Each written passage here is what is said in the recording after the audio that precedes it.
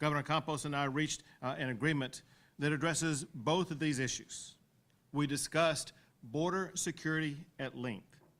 Governor Campos has provided me with the best border security plan that I've seen from any governor from Mexico. Let me show you a couple of things. She provided me with a memorandum that provides, in multiple pages in great details, an outline of what she is implementing in Chihuahua. She said that there is a much more detailed, extensive memo that explains in nuance all the aspects she puts here. As she, I think, will explain later, there are important strategies that Chihuahua is implementing that are outlined on this note card that go into great detail that demonstrate that Chihuahua is doing more than just talking about this. They have an organized game plan to step up and to address illegal immigration from Chihuahua into Texas.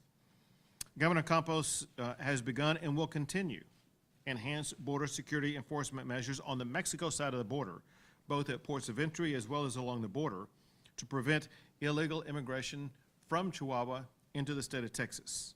She and her administration will collaborate closely with the Texas Department of Public Safety.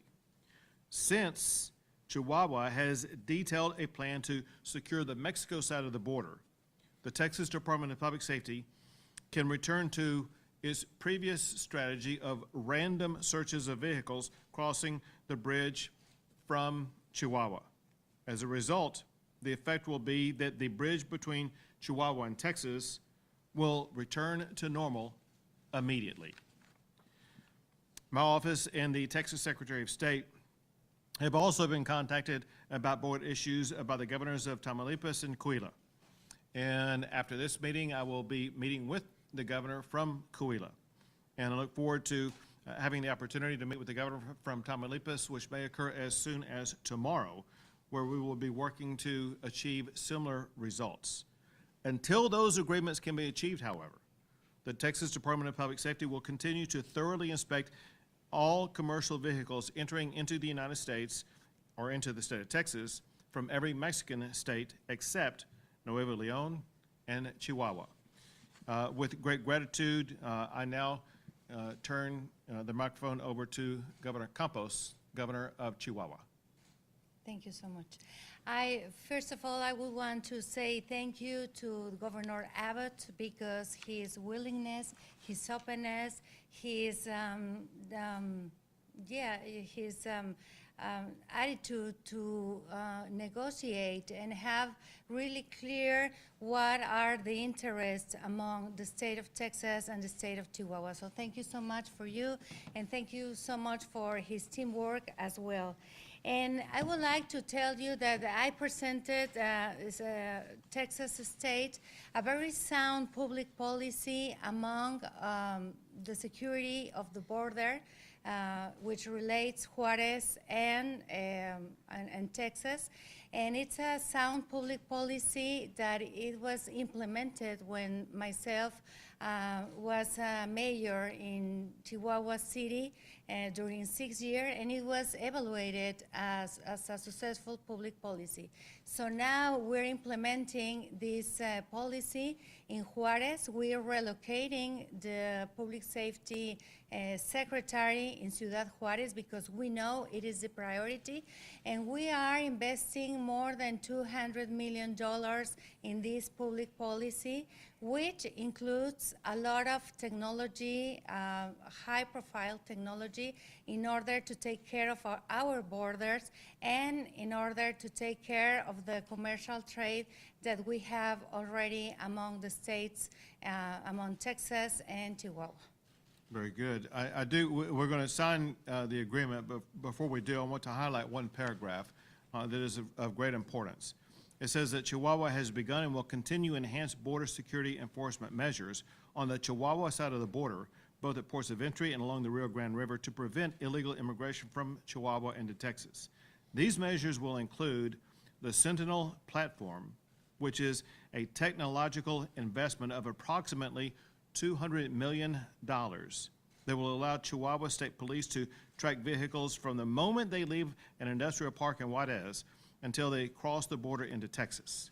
In addition, the state of Chihuahua is incorporating technologies such as drones to patrol the border, artificial intelligence databases connected to driver's license registry, and biometric filters to assist in the capture of cartel leaders. This is a demonstration of commitment from a strong governor who is working collaboratively with the state of Texas, and I'm proud to sign the agreement with her at this time. I will call it as a new border model. So thank you very much, Governor Abbott, for making it possible. Thank you, Governor. Thank you so much.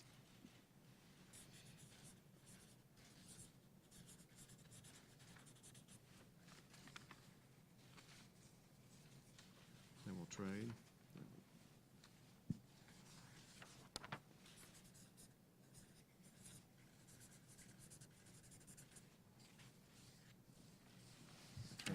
Here we go.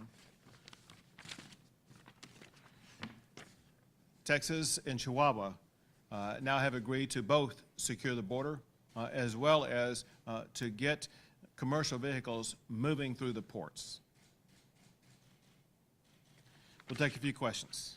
Governor Campos, will this inspection be of every commercial vehicle that comes through? Yes. And how is this different from what you all? Well, the difference, let me tell you, let me enumerate an order of tools that we are expecting to implement in this Sentinel platform. And this Sentinel platform is the tool that we are having in order to keep the security of our borders. We're talking about these tools, we're talking about sharing information and intelligence among states. Which means that the state of Texas could have eyes in this side of the border. I don't know if you had it before. The Sentinel platform will include almost 10,000 cameras, 2,000 video analytical and license plate recognition, 11 biometric filters and facial recognition, and we will build a safe border through air patrol as well. Migrant biometrics and personal information database by driver license registry. Anti-drone system, which is not happening already. Capture cartel leaders. We have captured some cartel leaders. We have 7 months already in office, and we have extradited 2 important cartel leaders to the U.S., and we have captured more of them, but well, it's not like really public. And these captured cartel leaders are based in both databases, which means drugs and human trafficking.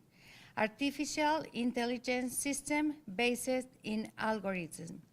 And trade, as Governor Abbott said, commercial trucks that come from industrial parks in Juarez, as well as other parts of our state, and keep a permanent track of every shipment.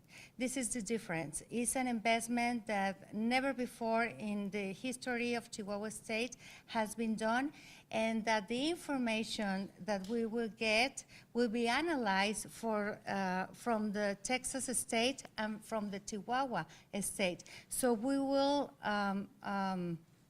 intercambiaremos la share the information, but we will share also the analysis, and we will help each other to capture these people. And I want you to sensibilize on what all these tools can help us in order to maintain security in our borders. I'm sure that any other state in Mexico, I respect a lot my colleagues, my governor's colleagues, but we already have an action plan. We already know what we're going to do, and we already know that by August of this year, we will finish the implementation of this plan, because we have been working since we took office in September of 2021. I'm sorry? You've already been doing this. Well, I did it when I was a mayor in Chihuahua's capital during almost 6 years. And it was a successful public policy. It was recognized by the academia, by the productive sector, by the civic society organizations. So I'm sure that it's going to be successful for Texas and for Chihuahua as well. Governor Abbott, I'm curious, if some of the backlog that we saw as a result of the vehicular inspections were foreseeable, as you suggested last week with that traffic, why not start with these negotiations with Governor Campos and the Governor of Nuevo Leon earlier rather than now? There is a sense of urgency now to reach deals that did not exist before. And is there precedence of these types of deals? We've seen presidents use deals like this in the past. Well, Governor Campos, would you have made a deal like this if they had come to you last week to implement, sounds like some of the safety precautions you were already implementing? Well, we are on time that, and we're on during the implementation period. I mean, it was just. Prefer to call before, last week before these? Let me tell you, and you can find out through the media, that we have been ordering the state because the finances that the last governor left in my state. So it was, we were focused on finances and on order the house, so we moved 1 month ago to the security issue. Two more questions, next outlet. The short shrift is 2 days after I implemented this program, I got a phone call from every governor in a state connected to Texas. Two more questions, sorry, next outlet. Two more questions, sorry, next outlet. Next Go ahead. outlet, excuse me. You said that there's a sense of urgency among Mexican states to address this problem. With regard to transporting illegal immigrants to D.C., how many do you ultimately expect to be transported to our nation's capital? And do you believe a similar sense of urgency will result in the part of Secretary Mayorkas and the federal government? We will transport as many as possible. The president has not ever come to the border of Texas and has seen the chaos that he has caused. And if he's not going to come to the border, we're going to take the border to him. There is another bus in transit as we speak right now, and we will continue to send buses to Washington, D.C. And it's not just the president. It's members of Congress also. Remember this. It's Congress that's specifically authorized by the United States Constitution to take action on this, and Congress is not taking action on this either. And so this is sending a message to both the president and Congress. Texas is tired of being the unloading dock for illegal immigrants crossing the border. The new unloading dock is going to be Washington, D.C. Last question, last question. What metrics will you be using to see whether these plans are effective? How will the public know if this is working after 2 weeks? From my perception, is going to be, I'll walk you through a scenario that we talked about through the negotiations. We will identify hotspots where there will be an increase in the number of migrants showing up because it's a location chosen by cartels to try to put people across the border at that particular location. The Chihuahua officials will work in collaboration with the Texas Department of Public Safety where DPS has identified that hotspot, and on the Chihuahua side, they will work from a law enforcement side to disrupt that hotspot. Great, thank you guys. Can I say something? Sorry, Governor Campos has. I can't hear you. I want to make it really clear. It's a win-win situation if we protect our borders and we protect the security of our state, as Governor Abbott is doing right now.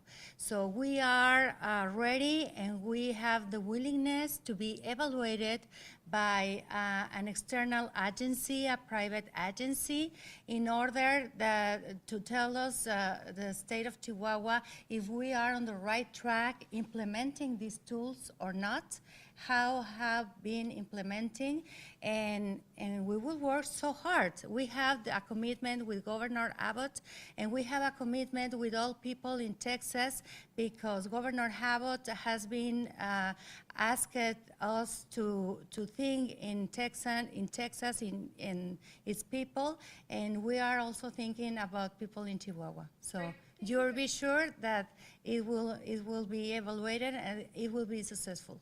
Great, thank you guys. Thank you, Governor. Q&A is over. Thank you so much. Sorry, Q&A is over. Thank you.